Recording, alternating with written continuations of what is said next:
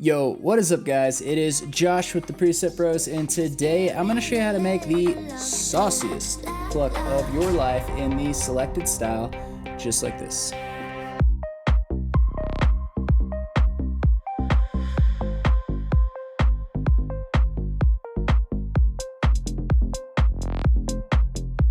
Just give me a little love, la la la love. Alrighty guys, so that was the sound we'll be working on today. Just this nice saucy pluck. You can use it as like a drone, you can use it in the verse, you can use it in the drop, just kind of multi uses for this pluck. We also have a whole free preset pack. Yes, you heard me, not a free preset, a free preset pack down in the description. Just kind of a few sounds from all of our packs that we sell, and put it together for a mega pack that you can just use to kind of get started on your music. Just have a nice arsenal of some good sounds. So if that sounds good to you, go definitely download that for free. Subscribe if you guys want to, and without any further ado, let's jump in. Let's go ahead and solo that sound really quick. I do have a little bit of processing on it as far as reverb goes, so I'm going to turn off the reverb, and this is the sound.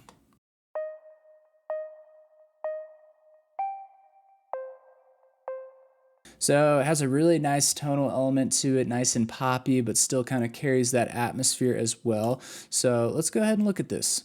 So jumping right in, guys, we have oscillator A, we have the analog BD sine wave, and +1 on the octave there, the wavetable position all the way over, and 68% on the level. Next, we have oscillator B, and we have the same wavetable, the analog BD sine, +1 on the octave there, wavetable position at 170, and the level's a little bit down at 35%.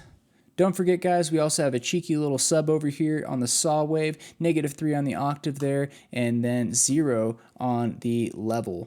We are throwing these bad boys into the filter over here, and I went with a band 24. So if you think about that, it's just kind of cutting off some of the highs, cutting off some of the lows. 24 is the intensity of the curve, if you will. For the cutoff, I have it at...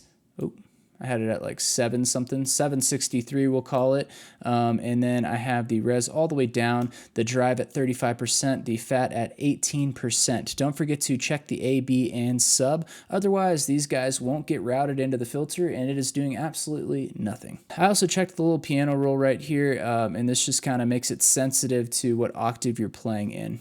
So that was kind of the tonal aspect of the sound. Let's jump into the shaping. So for the first shape, we have envelope 1 here with a super plucky shape, 0 on the attack, 336 milliseconds on the decay, the sustain all the way down, and then a little bit of release at 32 milliseconds. Also, guys, don't worry about the automation. It's just for the pitch over here on the noise, which I'm not even using, so you can just go like that. Boom. Envelope 2. I also have a very plucky shape, 0.17 milliseconds on the attack, 655 milliseconds on the decay, the sustain again all the way down, and then for the release I have a generous amount of 185 milliseconds.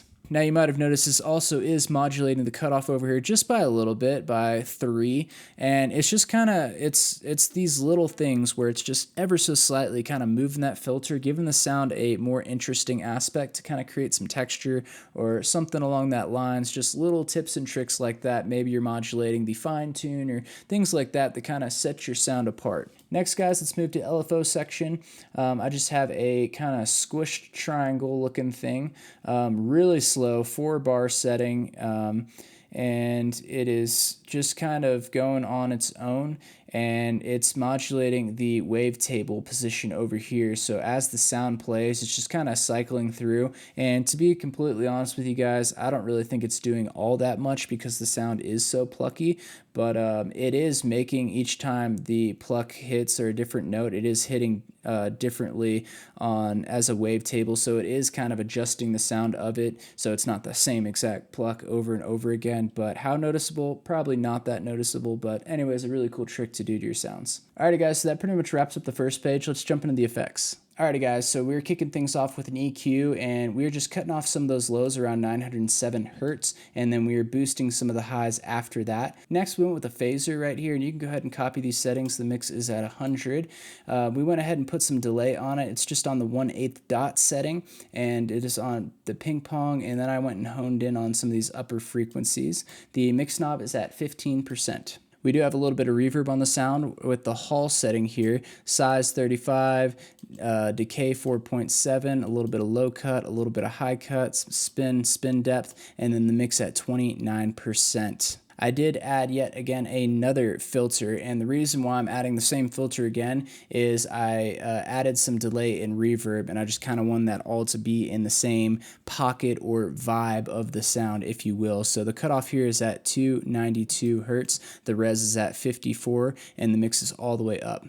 I went ahead and finished the sound with some compression, and the biggest reason I did this was for the gain boost, and it is significant, 33.8 dB. So yeah, definitely do that if you don't want your sound to be super quiet. And guys, that pretty much wraps up the sound. Super simple sound. Again, a lot of applications here. You can use it as a little like Pluck drone in the background. You can wash it out with a bunch of reverb. You can make it as more of a main element. You can layer it with another sound. So I didn't show this before, but I actually have another sound right here. It was turned off in the demo, but this is what that sounds like. So together. And without the layered sound right here, just our sound we made. So yeah, I mean, it's a great layer tool as well. So whatever you guys want to do with it, kind of up to y'all, but that's just how I went about it. So yeah, that pretty much wraps up the video.